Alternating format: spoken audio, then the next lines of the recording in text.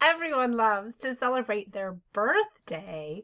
In this Black-Eyed Susan book, when Grandma gives you a lemon tree, if you remember the main characters, grandmother comes to visit, and the girl has made this list of all the things she's just hoping she will receive for her birthday. But then grandma comes and she gives her something else. And when she answers the door, it's not what she expected.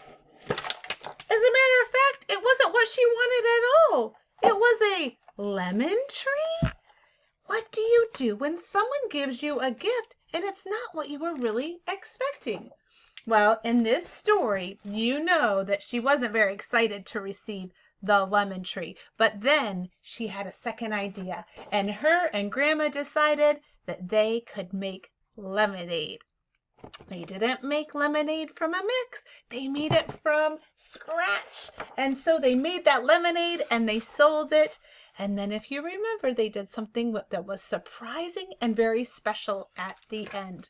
So maybe you will choose, when Grandma gives you a lemon tree as your favorite Black-Eyed Susan.